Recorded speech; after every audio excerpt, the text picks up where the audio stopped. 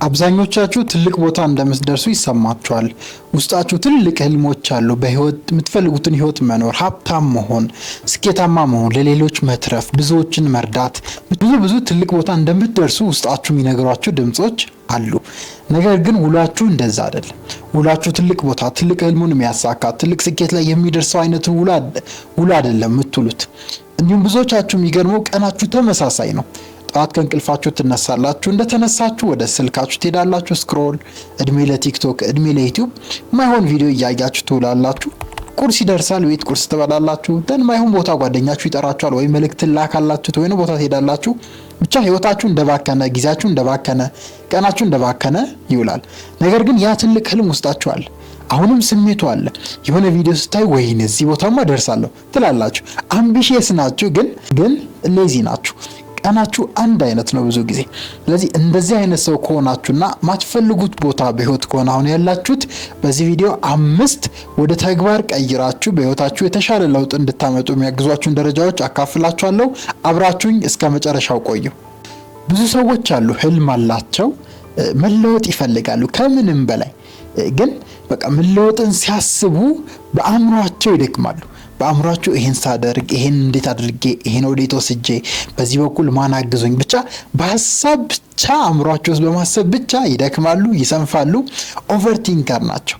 ሁሌ ሐሳቡ አለ፣ የመለወጡ ሐሳብ። በቃ ነገችን ነገር አደርጋለሁ፣ ወይኔ ቆይ አንድ ቪዲዮ ካየሁ በኋላ እንደዚህ ሆናለሁ፣ እንትናን ካገኙ በኋላ ይሄን አክሽን ወደ ተግባር ወዲያውኑ ቀይረዋል። ብቻ ብዙ ምክንያቶች ይሰጣሉ ለራሳቸው። ዛሬ ጀምሯለሁ፣ ነገ ጀምሯለሁ እያሉ በጣም ብዙ ጊዜያትን እየፈጁ ፕሮክራስቲኔት እያደረጉ እድሜያቸው የሚፈጁ ሰዎች አሉ።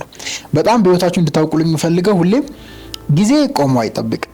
እናንተ በእያንዳንዱ ሰከንድ ሳትጠቀሙ የምታሳልፉት ሰዓትና ደቂቃ በህይወታችሁ ተመልሳችሁ ማታገኙት ትልቅ ወርቅና እንቁ የሆነ የማንነታችሁ ክፍል ነው። በዓለማችን ላይ ብዙ ጥናቶች እንደሚያሳዩት አብዛኛው ሰው 2 ሰዓትን ብቻ በቀን ውስጥ ፕሮዳክቲቭ ሆኖ እንደሚያሳልፍና ያም ማለት 20% የቀኑን ጊዜ ብቻ ውጤታማ ሆኖ እንደሚያሳልፍ፣ አብዛኛው ሰው 80% የሚባለው ወይም 80% የቀኑን ጊዜ ዌስት እንደሚያደርግ ያሳያል። የብዙ ሰዎች የአምቢሺየስ የሆኑ ሌዚ የምንላቸው ሰዎች አዋዋል እንደዚህ ነው። ስራ ጀምራለሁ፣ አዲስ ነገር ጀምራለሁ፣ አዲስ ቢዝነስ ጀምራለሁ፣ አዲስ ሰው ሆናለሁ፣ ባህሪዬን ቀይራለሁ፣ ብቻ ብዙ ለራሳቸው ቃል እየገቡ ማያደርጓቸው ነገሮች አሉ። ከእንደዚህ አይነት ማንነት ለማውጣት ደግሞ ሁሌ ፍላጎቱ ብቻ አእምሯቸው ውስጥ ቁጭ ብሎ ወደ ኋላ ሲጎትታቸው ይታያል። ስለዚህ እንደዚህ አይነት ተደጋጋሚ አዋዋሎች፣ አንድ አይነት ውሎች፣ ማይፈልጉበት ቦታ መሄድ፣ ማይፈልጉትን ሰው ማግኘት ይደራረቡና ከሆነ ጊዜ በኋላ ማንነታቸውን ወደ ስንፍና ይለውጡታል። እኔ ሰነፍ ነኝ፣ እኔ ትልቅ ቦታ አልደርስም፣ እኔ አረባም የሚል አይነት ፐርሰናሊቲን ቢውልት ያደርጋሉ። በነገራችን ላይ ከገባው ጀምሮ እየወቀስኳችሁ ነው እንደዛ አይነት ሰዎች ከሆናችሁ። ለምንድን ነው ያን ማድረገው? እውነታውን እንድታውቁ ነው። እኔ ሁሌ በሊቅነት ማስተምረው እውነትን ነው። እውነት ደግሞ ትንሽ መረር ትላለችና ዋጥ አርጓት። እውነታው ግን ያው አይደለም። እውነታው አእምሯችሁ ውስጥ የተዘረጋ ሲስተም ወይም መረብ አለ።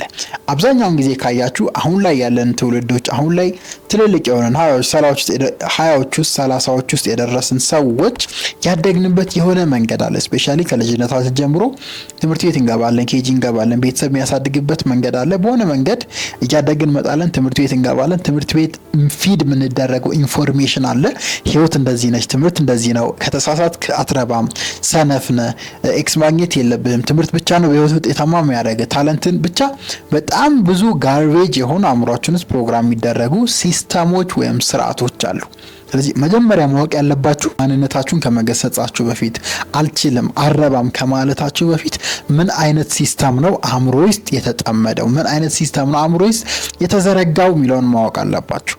ስለዚህ አብዛኞቻችን በዚህ ሲስተም አድገን የመጣ ነው። ተምረናል፣ ተመርቀናል። አብዛኛው ስራ የለውም፣ የተወሰነው ስራ አግኝቷል። ተቀጣሪ እንዲሆን አዲስ ችግር ፈቺ የሆነ ሀሳብ እንዳያመጣ፣ ኢንተርፕረነር ሆኖ የራሱን ነገር እንዳይጀምር በቃ እጥር ያለ ሜንታሊቲ ነው የተሰጠን። ስለዚህ ይሄ በራሱ ቆልፎ ማንፈልገው ቦታ ለረጅም ጊዜ ለረጅም ዓመት እንድንቆይ ያደርገናል። ስለዚህ ከዚህ ሜካኒዝም መውጣት የምትፈልጉ ከሆነ፣ ካላችሁበት ቦታ የተሻለ ቦታ መሄድ የምትፈልጉ ከሆነ 5 ስቴፖችን ነው ማካፈላችሁ በዚህ ቪዲዮ። የመጀመሪያው ያላችሁበትን ፖዚሽን መለየት ነው። ያም የመጀመሪያው ፖዚሽን ፖዝ ስቴት እንለዋለን። ፖዝ ስቴት ማለት ይሄ ፖዝ ፊልም ላይ እንደምታውቁት የቆማችሁበት ቦታ።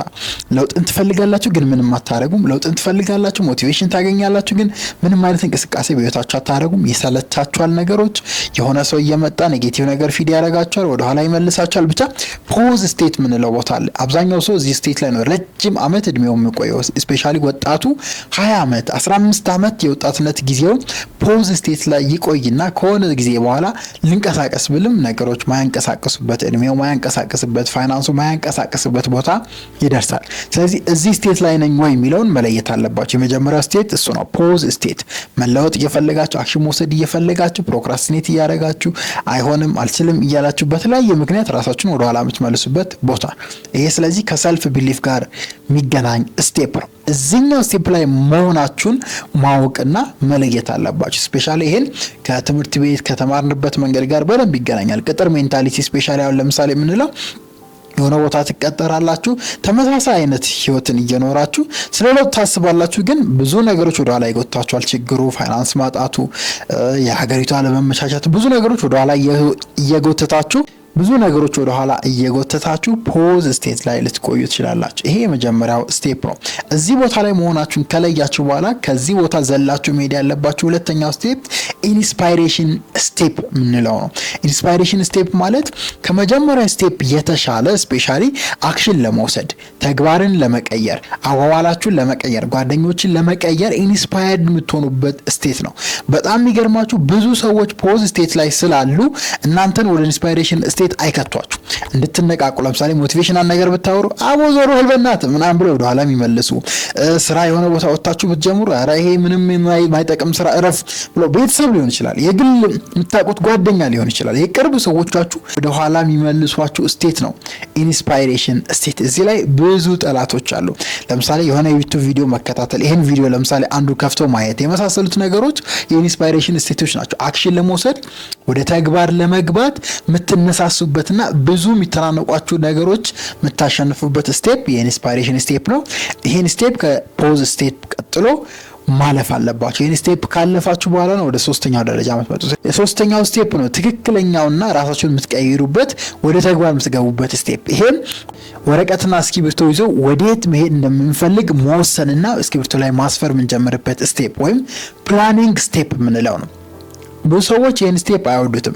ምን ታመጣለህ እቅድ አቀደ፣ የት ደረሱ ያቀዱ ምናምን እያሉ ያለግጣሉ እንደ አበሻ። ነገር ግን በህይወት ትክክለኛ ለውጥ ለማምጣት ከፈለጋችሁ የመጀመሪያው ማድረግ ያለባችሁ ነገር እቅድ ማስቀመጥ ነው። ወዴት ነው መሄድ የምፈልገው፣ ወዴት ነው የምለወጠው የሚለውን መለየት። ጎሎችን ስታስቀምጡ በሶስት መንገድ እንድታስቀምጡ ሪኮመንድ አደርጋለሁ ሊቅናት ላይ። የመጀመሪያው ታይፕ ኤ የምንለው አይነት ጎል ነው።